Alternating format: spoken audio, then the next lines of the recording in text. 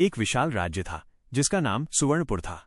यह राज्य अपनी उपजाऊ भूमि और खुशहाल लोगों के लिए दूर दूर तक प्रसिद्ध था। यहाँ के खेत सोने की तरह चमकते थे और नदियां मीठे जल से भरी रहती थीं। इस राज्य में वीरेंद्र नाम का एक किसान रहता था। वो साधारण जरूर था, लेकिन उसका दिल बहुत बड़ा था और उसकी मेहनत की मिसाल पूरे राज्य में दी जाती थी। वीरेंद्र के पास ज्यादा जमीन नहीं थी, लेकिन वो अपने छोटे से खेत को ऐसे संभालता था जैसे कोई राजा अपने राज्य को संभालता है। उसकी फसल हमेशा अच्छी होती और वो कभी लालच नहीं करता था। वो अपने पड़ोसियों की भी मदद करता था, चाहे उसके पास खुद कम ही क्यों न हो।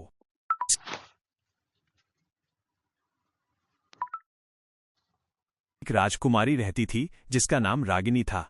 वो राजा की इकलौती बेटी थी और बहुत सुंदर होने के साथ साथ बुद्धिमान भी थी। लेकिन उसे महलों की जिंदगी से ज्यादा आम लोगों की जिंदगी में दिलचस्पी थी। वो अक्सर भेष बदलकर गांवों में जाती और लोगों की परेशानियों को समझने की कोशिश करती। एक दिन रागिनी भेष बदलकर उसी गांव में पहुंची जहां वीरेंद्र रहता था। उस दिन गांव में सूखे की चिंता छाई हुई थी। कई दिनों से बारिश नहीं हुई थी और लोग परेशान थे, लेकिन वीरेंद्र फिर भी शांत था। वो अपने खेत में काम कर रहा था जैसे सब ठीक हो जाएगा। रागिनी ने उससे पूछा, क्या तुम्हें डर नहीं लगता कि फसल खराब हो जाएगी? वीरेंद्र ने मुस्कुराकर कहा, डर तो लगता है, लेकिन डर से कुछ बदलता नहीं। मेहनत और विश्वास से ही रास्ता निकलता है। अगर हम हार मान लें तो जमीन भी हमसे नाराज हो जाती है। रागिनी उसके शब्दों से प्रभावित हुई। उसने पहली बार किसी किसान को इतने आत्मविश्वास के साथ बात करते देखा था। वह कुछ दिन वहीं गांव में रुकी और वीरेंद्र के काम को ध्यान से देखती रही। उसने देखा कि वीरेंद्र जमीन से बात करता है, पेड़ों को छूकर उनका हाल समझता है और हर पौधे की जरूरत को पहचानता है। धीरे धीरे रागिनी और वीरेंद्र के बीच दोस्ती हो गई। रागिनी को उसकी सादगी और सच्चाई बहुत पसंद आई और वीरेंद्र को रागिनी की समझदारी और दयालुता अच्छी लगी। लेकिन वीरेंद्र को ये नहीं पता था कि वह एक राजकुमारी है। कुछ दिनों बाद राज्य में एक बड़ी समस्या खड़ी हो गई। नदी का पानी अचानक कम होने लगा और पूरे राज्य में सूखे का खतरा मंडराने लगा। राजा ने अपने मंत्रियों से सलाह ली, लेकिन कोई समाधान नहीं निकल पाया। तभी रागिनी ने अपने पिता से कहा कि उसने एक ऐसे किसान को देखा है जो इस समस्या का हल ढूंढ सकता है। राजा को पहले विश्वास नहीं हुआ, लेकिन उसने अपनी बेटी की बात मान ली और वीरेंद्र को महल बुलवाया। जब वीरेंद्र महल पहुंचा तो वो घबरा गया। उसने कभी इतना बड़ा स्थान नहीं देखा था। उसने कभी इतना बढ़कर उसका स्वागत किया और तब वीरेंद्र को सच्चाई का पता चला कि उसकी दोस्त ही राजकुमारी है। वीरेंद्र कुछ पल के लिए चुप हो गया, लेकिन रागिनी ने मुस्कुराकर कहा कि दोस्ती में कोई बदलाव नहीं आएगा, अब हमें राज्य को बचाना है। वीरेंद्र ने सिर हिलाया और समस्या को समझने लगा। उसने कहा कि नदी का पानी कम इसलिए हो रहा है क्योंकि पहाड़ों में जहां से नदी निकलती है वहां पेड़ों की कटाई हो रही है।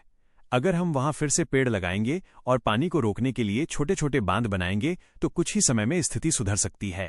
राजा ने तुरंत उसके सुझाव पर काम शुरू करवाया। वीरेंद्र खुद मजदूरों के साथ जाकर काम करने लगा। उसने गांव के लोगों को भी प्रेरित किया कि वे इस काम में हाथ बटाएं। धीरे धीरे पूरे राज्य के लोग एकजुट हो गए और मेहनत करने लगे। कई महीनों की मेहनत के बाद आखिरकार बारिश आई और इस बार पानी बहकर जाने के बजाय जमा होने लगा। नदी फिर से भरने लगी और खेतों में हरियाली लौट आई। राज्य में खुशियां छा गईं। राजा बहुत खुश हुआ। उसने वीरेंद्र को सम्मानित किया और उसे राज्य का मुख्य कृषि सलाहकार बना दिया। लेकिन कहानी यहीं खत्म नहीं होती। रागिनी के मन में वीरेंद्र के लिए विशेष भावना जाग चुकी थी। उसने अपने पिता से कहा कि वो किसी राजकुमार से नहीं बल्कि उसी किसान से विवाह करना चाहती है जिसने पूरे राज्य को बचाया है। राजा पहले हैरान हुआ, लेकिन फिर उसने देखा कि वीरेंद्र सच में एक योग्य और नेक इंसान है। कुछ समय बाद पूरे राज्य में धूमधाम से विवाह हुआ। एक किसान और एक रानी का मिलन लोगों के लिए एक नई मिसाल बन गया। रागिनी अब केवल रानी नहीं थी, वह किसानों की रानी बन गई और वीरेंद्र अब केवल किसान नहीं था, वो पूरे राज्य का मार्गदर्शक बन गया। दोनों ने मिलकर राज्य में कई बदलाव किए। उन्होंने नए तरीके अपनाए जिससे खेती और बेहतर हो सके।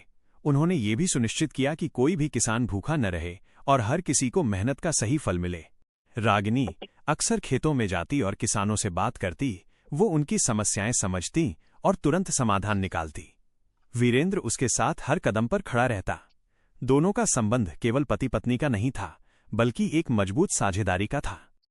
समय के साथ सुवर्णपुर और भी समृद्ध होता गया। लोग दूर दूर से वहां की व्यवस्था देखने आते और सीख कर जाते कि कैसे एक किसान और एक रानी ने मिलकर एक राज्य को बदल दिया। कई साल बाद जब लोग इस कहानी को सुनाते तो कहते कि असली राजसी खून वो नहीं होता जो जन्म से मिले, बल्कि वो होता है जो कर्म और दिल से बनता है। वीरेंद्र और रागिनी ने यह साबित कर दिया था कि सच्चा नेतृत्व वही है जो लोगों के बीच रहकर उनके लिए काम करे। और इस तरह एक साधारण किसान और एक दयालु रानी की ये कहानी हमेशा के लिए अमर हो गई, जिसने ये सिखाया कि जब मेहनत और समझदारी साथ मिलती हैं तो सबसे बड़ी मुश्किल भी आसान हो जाती है। और सच्चा प्रेम वही होता है जो एक दूसरे को बेहतर बनने की प्रेरणा दे।